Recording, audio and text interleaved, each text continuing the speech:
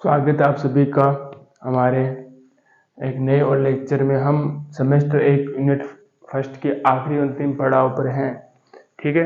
और अंतिम हमारा टॉपिक है प्रभावी नाभिकीय आवेश। अब तक हमने जो परमाणु एटम के बारे में ए टू जब सभी बात कर ली, नाभिक क्या होता है और उस पर आवेश किस प्रकार से हम ज्ञात करते हैं। अब देखिए वही चीजें ये होता है हमारे पास नाभिक भी जो पॉजिटिव आवेश शो करता है, अधिकतम धनावेश क्या होता है इसके अंतर्गत होता है, ठीक है।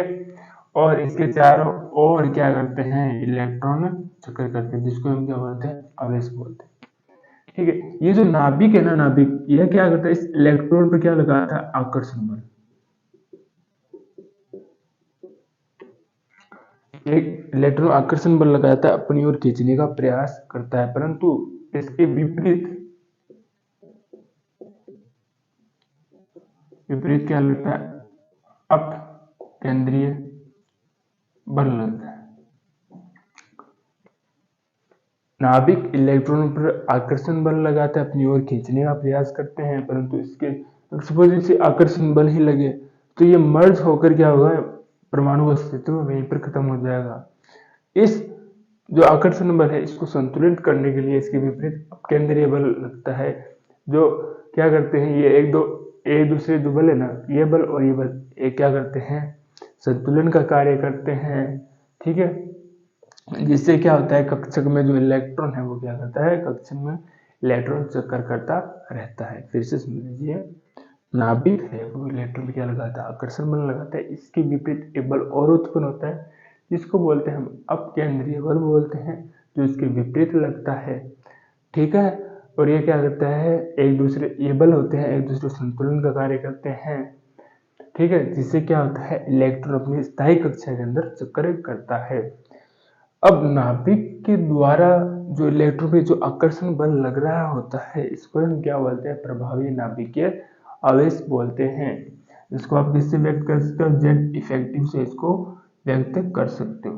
तो वास्तव में देखा जाए तो इसका कुछ नए के बराबर प्रभाव पड़ता है, तो 0.001% इसका प्रभाव पड़ता है। जो इसके जो वास्तविक जो आवेश है जेड उससे बहुत कम, मतलब बहुत कम इसमें क्या होता है, फर्क पड़ता है, उससे बहुत कम इसकी वैल्यू निकलती है, ठीक है। जिसको हम कैसे ज्ञात कर सकते हैं, एक स्थिरांक होता है आवरण स्थिरांक। आवरण स्थिरांक कहते हैं जो उसका जो वास्तविक और जो प्रभावी नाभिक जेड इफेक्टिव की बात करें तो अंतर निकालते हैं तो वो किसके बराबर आता है, आवरण स्थिरांक के बराबर आते हैं। समझ में आ गया।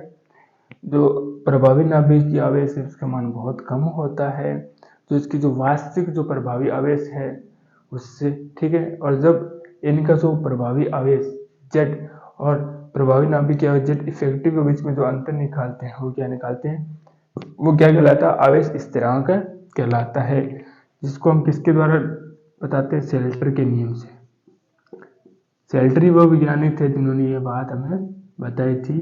शेल्टर के नियम से हम क्या करते हैं, जेड इफेक्टिव की वैल्यू निकालते हैं। समझ में आ गया होगा, ठीक है।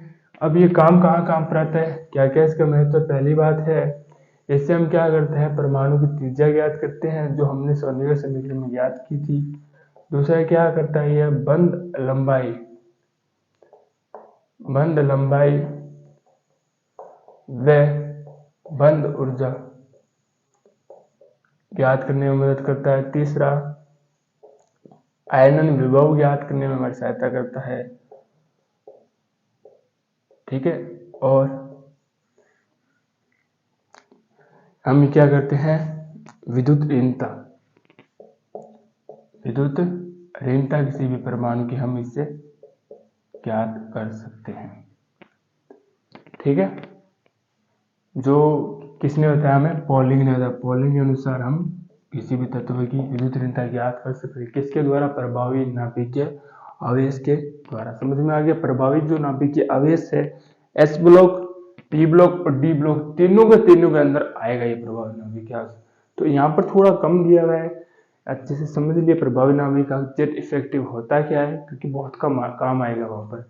जब हम वर्ग में ऊपर से नीचे दाएं से बाएं जाएंगे तब ये प्रभावी नाभिक में काम है। उसी के द्वारा हम त्रिज्या आप निकालनी होगी हमें। बंद लंबाई, बंद ऊर्जा, आयरन विभव भी निकालेंगे, और विद्युत ऋणता, वो सभी सवाल किसके द्वारा निकलेगी? प्रभावी नाभिकीय आवेश।